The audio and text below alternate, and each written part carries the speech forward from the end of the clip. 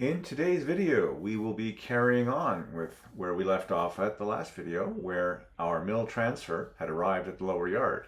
Here, it drops off cars that are destined northbound, will be picked up later by a Q&E northbound train, but it's also picking up all the cars destined for interchange with Conrail, both east and west.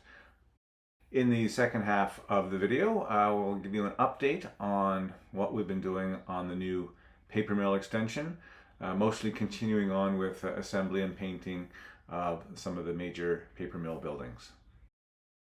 Normally at this point, I usually give you a before and after summary of what's happened since last time, but since we're talking only about individual buildings as opposed to the overall look and the layout, there really isn't an updated view, because I've also disassembled everything here to work on the individual bits and pieces.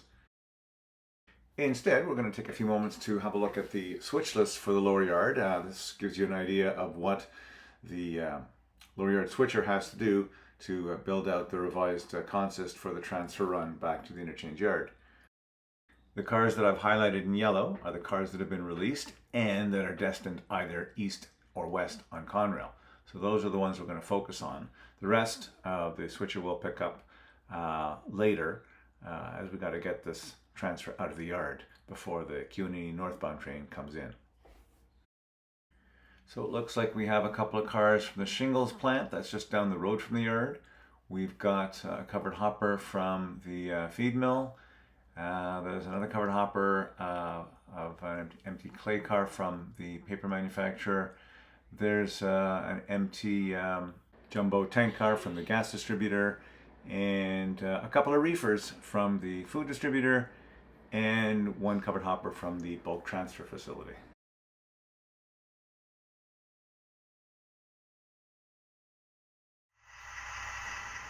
Today, the assigned switcher in the lower yard is MP15AC number 23, and she hasn't been running a while, so you'll have to forgive some of the edits I had to do here, where probably dirty wheels, maybe dirty track.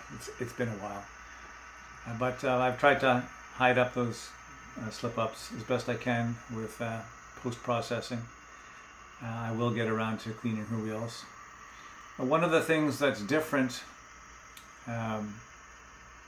from our normal operating sessions is that the mill transfer is not usually already in the yard when this work takes place. Usually the mill switcher is going about its business at the same time as the lower yard switcher in getting cars ready in advance of the mill transfer's arrival.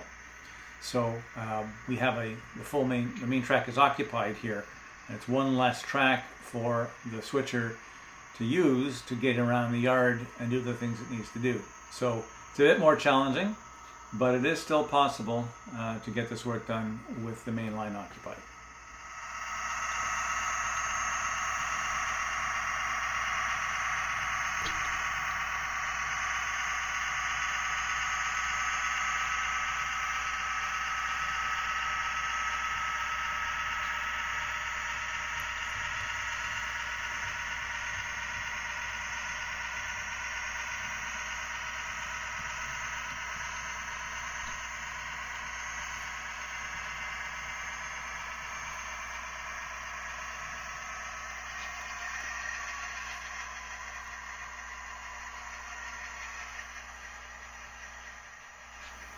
Having said all that, the first thing we're going to do is something actually we would do when the mill transfer arrives, in that we have to remove the Q&E northbound block from the tail end of the train and set it over. So the last three cars on the train are destined northbound, and we're going to set those over on a track for the northbound Q&E to pick up when it arrives later in the day.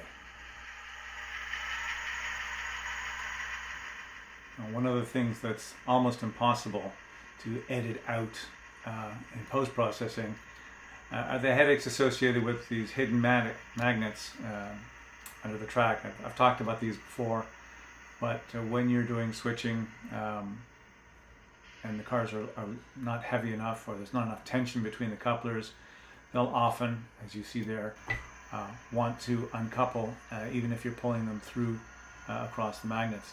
That actually is the first time in 20 years, I don't know, I've never actually shown my hand fiddling with the cars on a video. So there you go. It's just impossible to deal with, and I didn't want to fuss with it.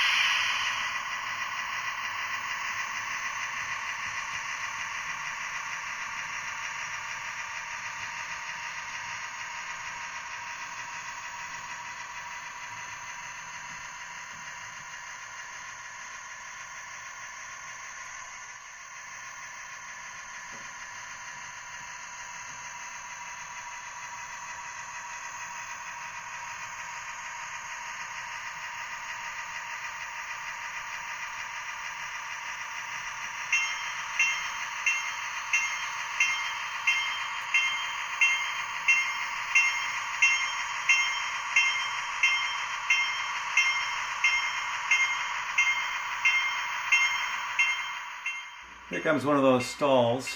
I'm not sure whether it's something in the crossing or whether I just have to give up and eventually put in a current keeper or something in the locomotive to help it get through these crossing patches. Haven't had problems before at this location, so again, the first step will be to check the wheels, see if they're dirty. It hasn't been a problem till now, so I suspect it's just maintenance on my part, and it's been a while since I've had an operating session, so hopefully it's just that.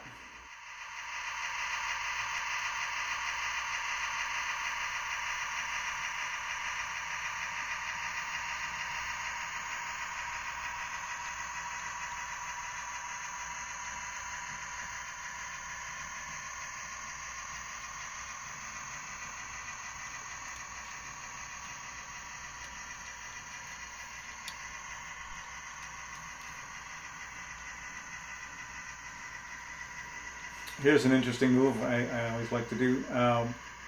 There's no reason why you can't have a locomotive in the middle of a cut. And so while the cars have been pulled out from the bulk transfer facility, we need to reach in and grab a tank car from the gas distributor, but it's a facing point spur. So leaving the cars from the transfer facility on the lead, number 23 now goes down into the gas distributor's siding to fetch the tank car.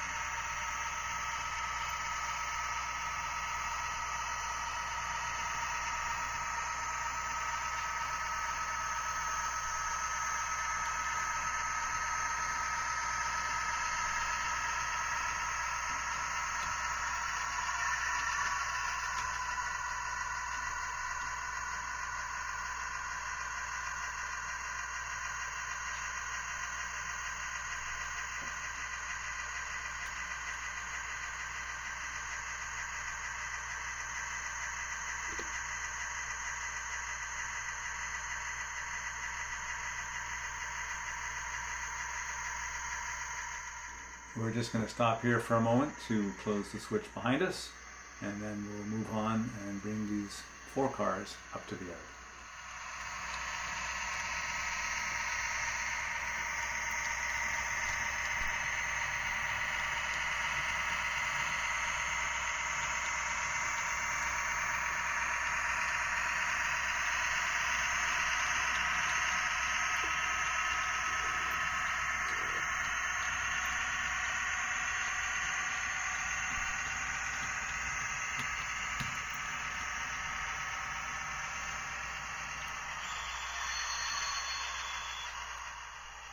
Since the tank car is already behind the locomotive, it's lined up to be just shoved onto the mill transfer consist sitting on the main track.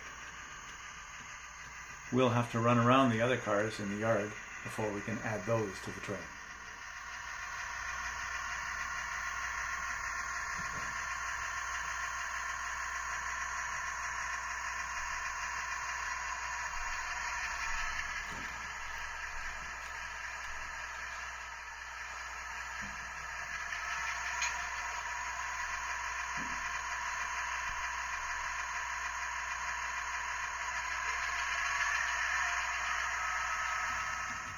It's those damn magnets again, coupled with probably non-magnetic wheel axles.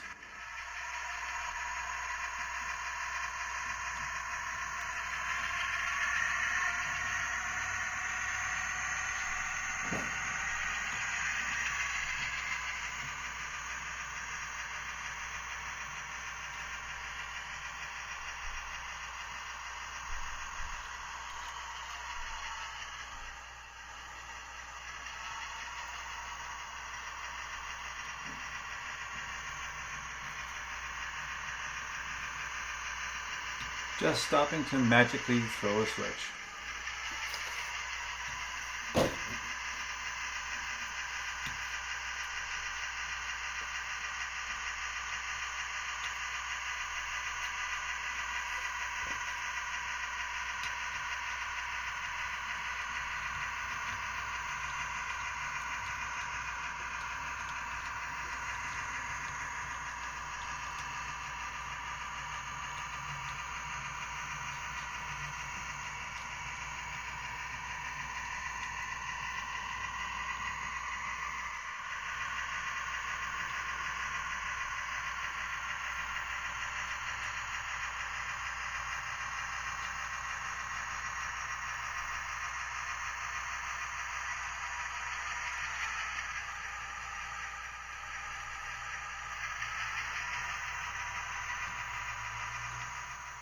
The next car to be picked up is an empty covered hopper from the paper plant.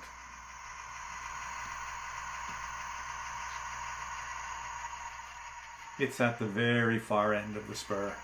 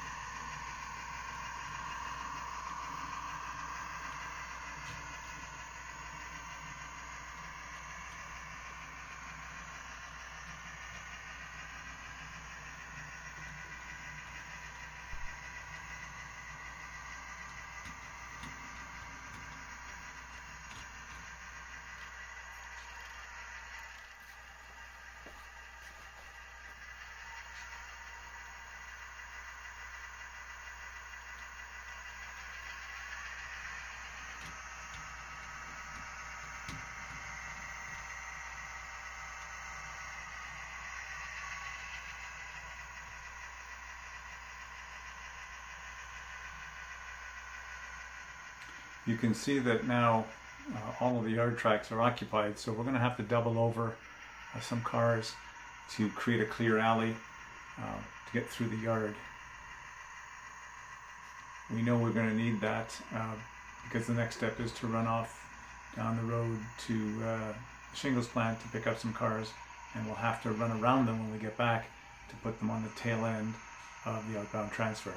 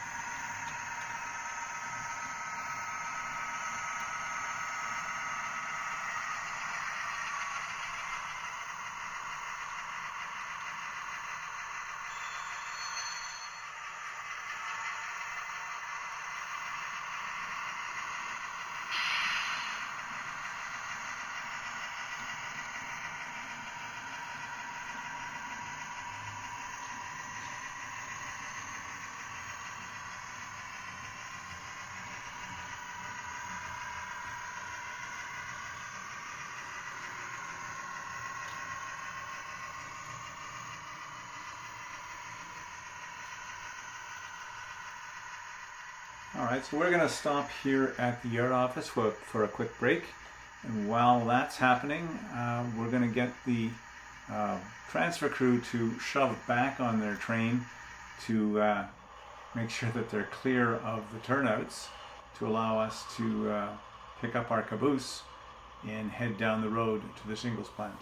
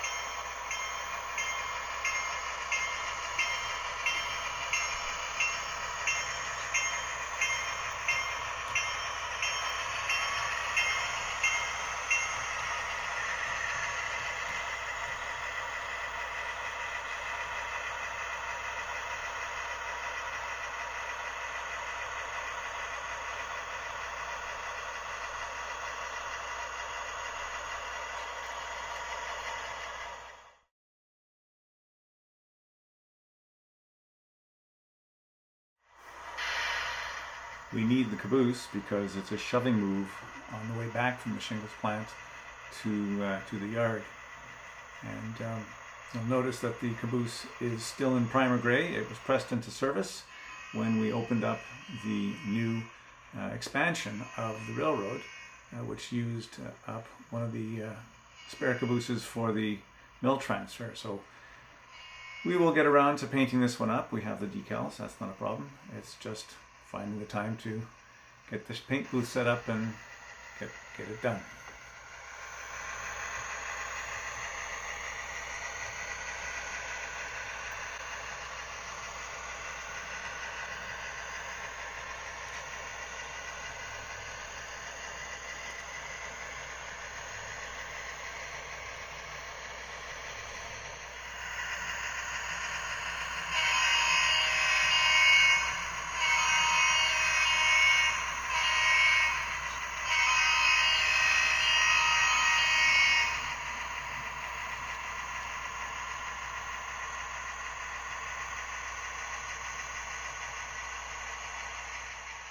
The caboose is left on the main track while the locomotive goes and fetches the cars from the trailing point spurs at the Shingles plant.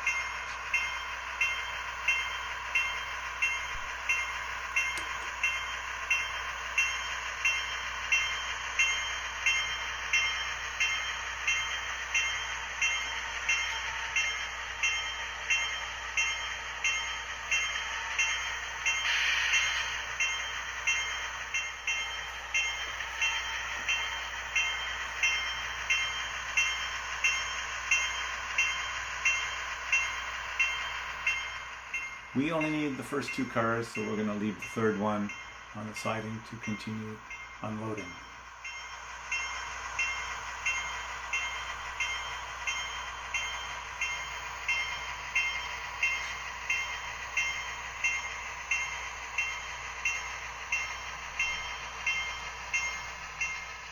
I've always liked the look of this, where the switcher has to pull out across the bridge to make the reverse move.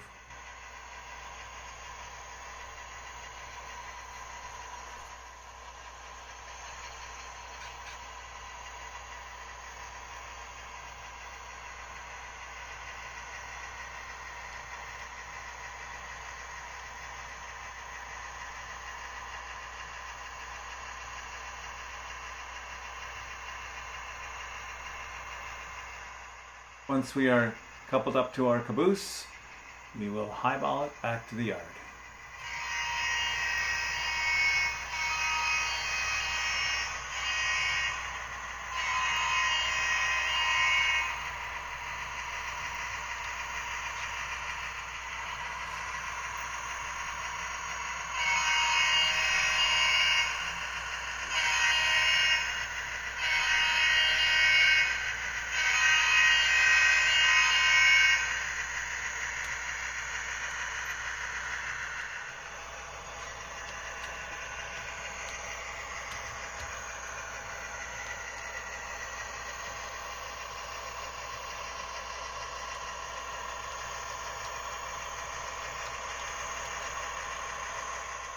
The first thing we'll do on arrival here is drop the caboose off so that the other two cars can be shoved through to the yard tracks and where we will complete our runaround.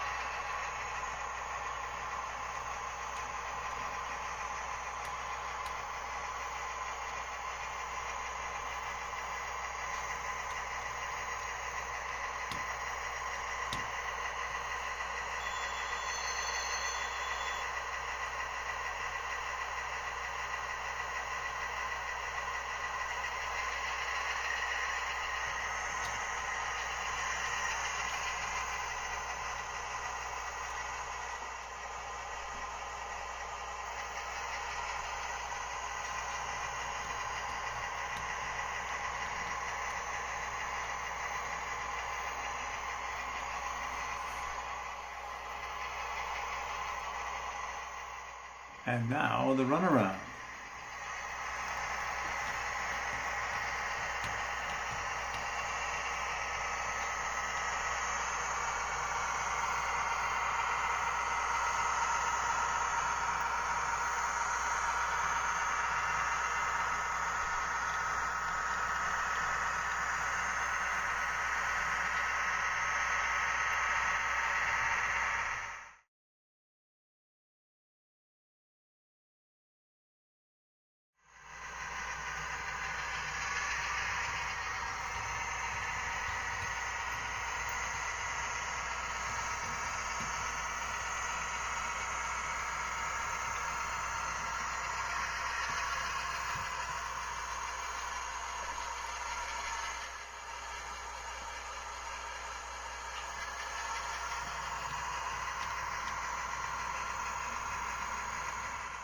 Before we double over the cars onto the outbound consist, we're going to grab the transfer caboose and hang on to it, because once we double over the pickups, our switch is going to be trapped behind the train. So best to have the entire consist, including caboose,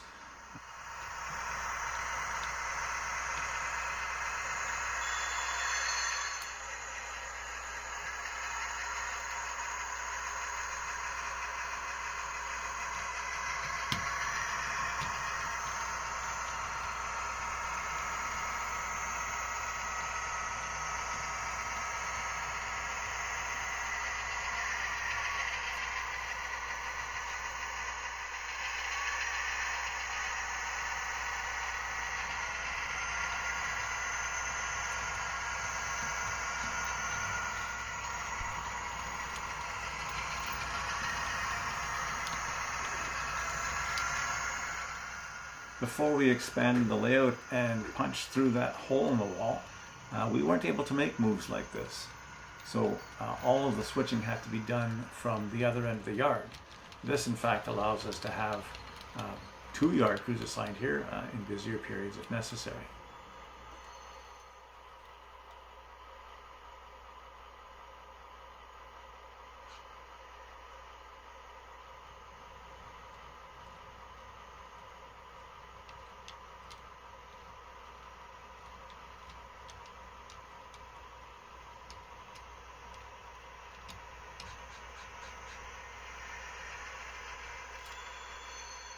We asked the transfer crew to pull ahead a little bit, just to give us a little bit more headroom. They've got some space before they hit the crossing.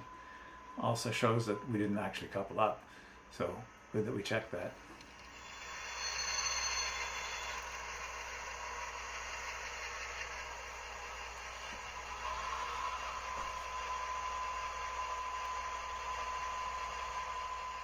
Now it looks like he's got them all.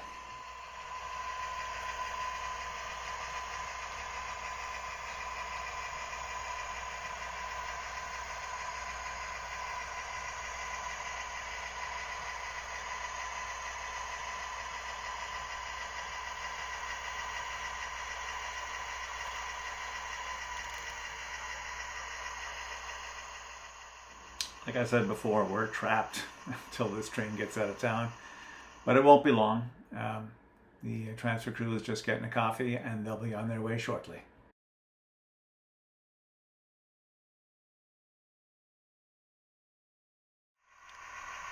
Didn't we say at the beginning of this video that there was a car from the grain mill that needed to be added to the consist? That's a big oops. So we're going to go reach in and fetch it. We're going to have to take some cars with us because we have to make sure that they're not foul of the turnouts.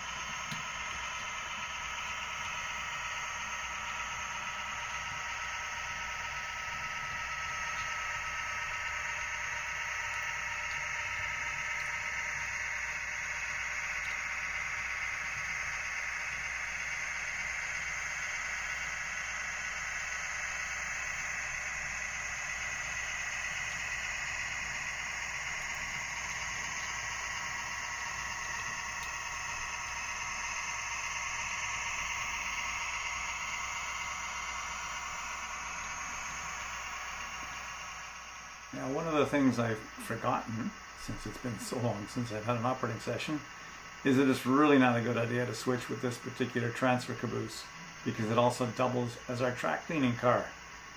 And it produces a hell of a lot of drag, taxing the power of this small switcher to the point where when you hit a diamond, it full on stops the locomotive.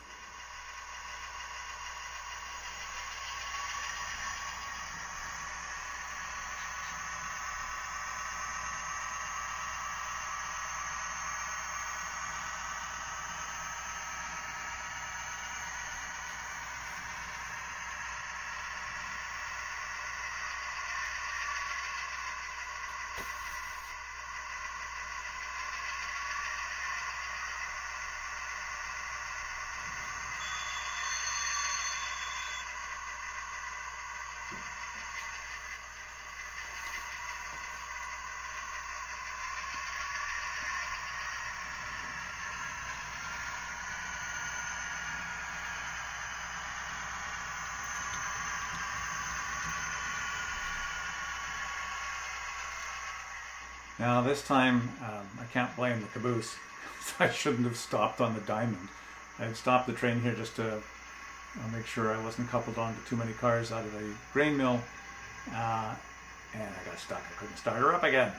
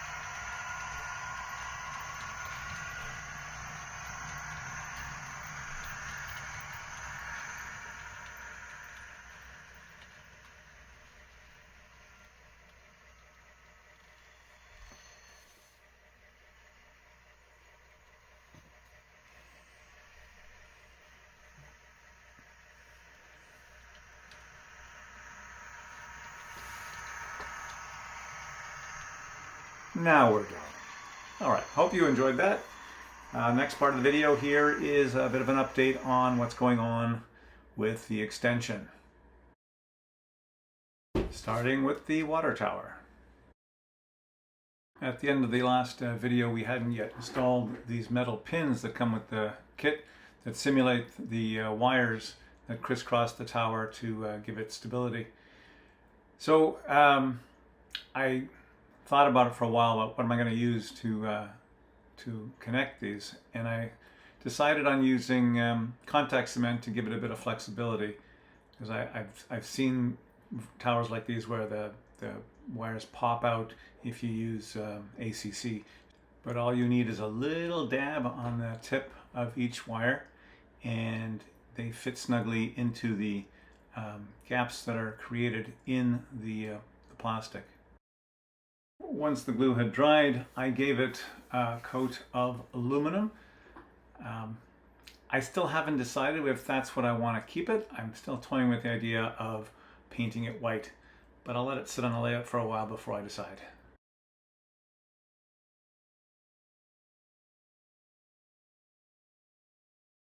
The window frames that come with this kit are molded in an ugly off-white color, and of course you have to glue the brick panels to them.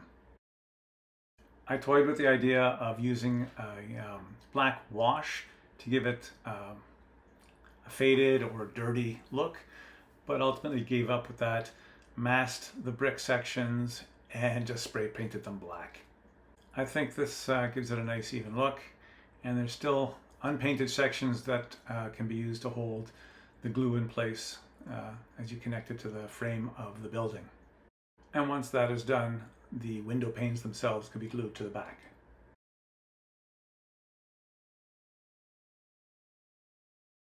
I used one of the extra doors from another Walters kit to measure out the size of the opening to cut through the brick wall so that it fits snugly. I was off by one row of bricks, but once I trimmed that and trimmed the bottom of the door, it fit perfectly.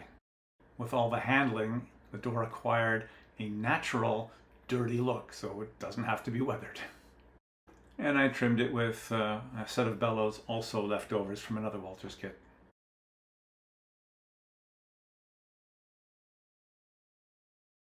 The building sits at an angle to the wall, so the roof obviously has to be cut at that angle. I drew a line between the two walls that I had previously cut to fit. I then glued it in place and held it in place with weights all around it. For the next level roof, it turns out by coincidence, or just luck, all I needed to do was cut one of the sections provided in the kit on a diagonal. Turns out that this was the easy part.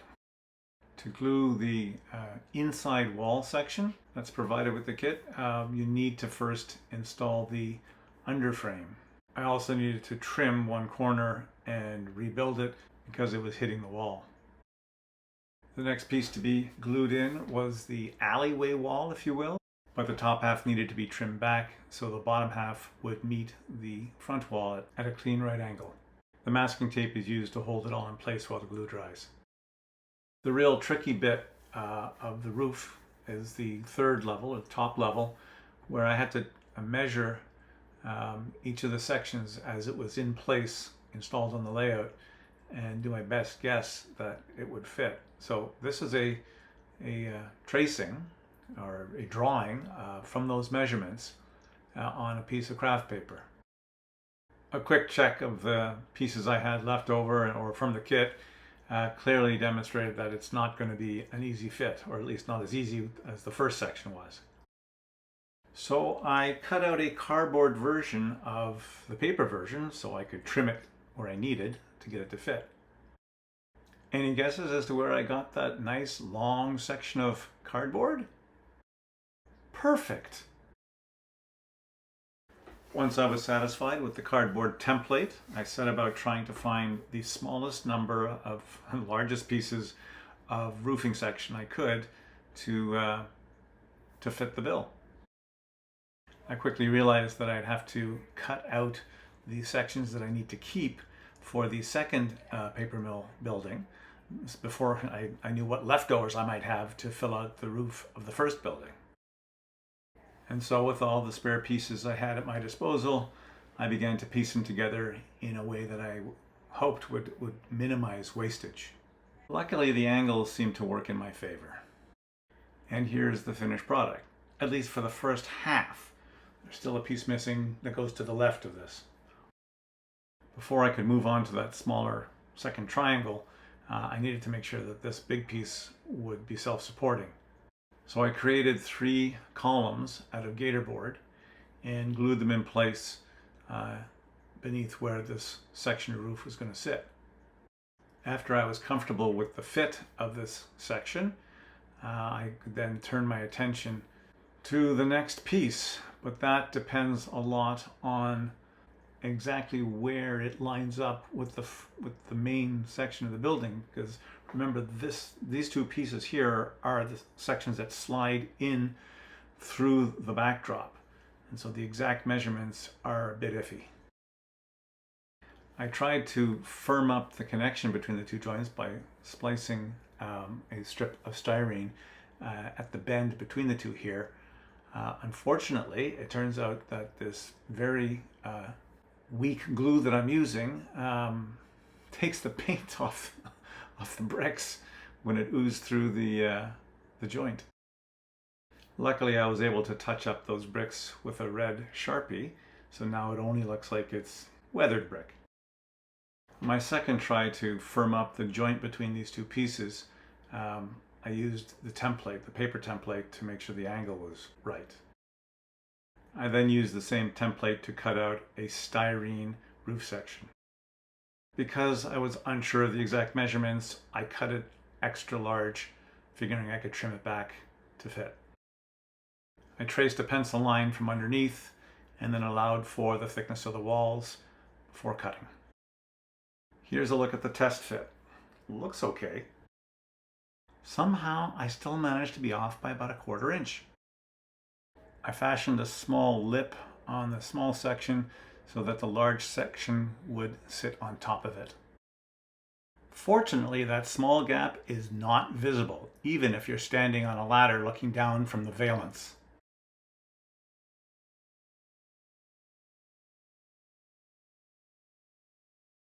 I received a comment from one of my viewers who said that the brick line of the alleyway above the track doesn't look deep enough to support the weight of the floor above. Of course, he was right. So I went about digging through my parts and came up with these I-beam strips from Evergreen, and at 1/4 inch thickness, which works out to about 22 inches in HO scale, that's plenty thick to support the floors above. It also provides just enough clearance for a covered hopper load of kaolin clay to pass through.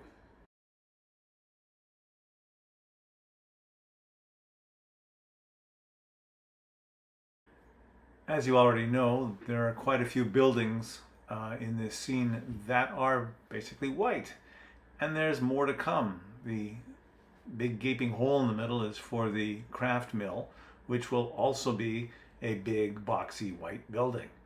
So I wanted to have some kind of theme that unified them corporately, but not too much work to get it done.